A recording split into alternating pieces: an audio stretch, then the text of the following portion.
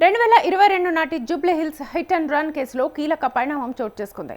ఈ ఘటన జరిగినప్పటి నుంచి పోలీసులకు దొరకకుండా తప్పించుకు తిరుగుతున్న బోధన్ మాజీ ఎమ్మెల్యే షకీల్ కుమారుడు రాహెల్ పోలీసుల ఎదుట లొంగిపోయాడు.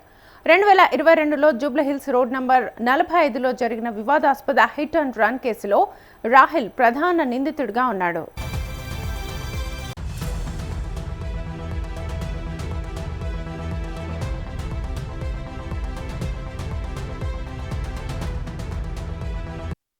రెండు 2022లో జూబ్లీ హిల్స్ రోడ్ నంబర్ 45 వద్ద జరిగిన ఘోర రోడ్డు ప్రమాదంలో ఒకరు ప్రాణాలు కోల్పోగా మరొకరు గాయపడ్డారు.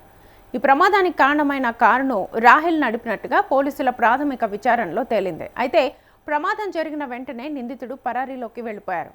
అప్పట్లో ఈ కేసు రాజకీయంగా కూడా పెద్ద ఎత్తున చర్చకు దారితీసింది.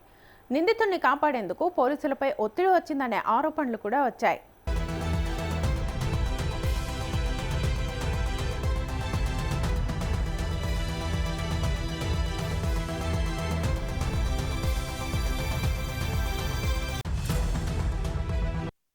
ప్రమాదం జరిగిన నాటి నుంచి రాహెల్ దుబాయ్ ఇతర ప్రాంతాల్లో తలదాచుకుంటున్నట్లుగా తెలుస్తోంది.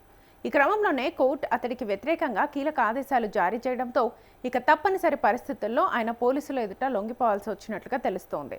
శనివారం పోలీసుల ముందుకొచ్చిన రాహెల్ను అదుపులోకి తీసుకున్న అధికారులు తదుపరి విచారణ నిమిత్తం కోర్టులో హాజరుపరచనున్నారు.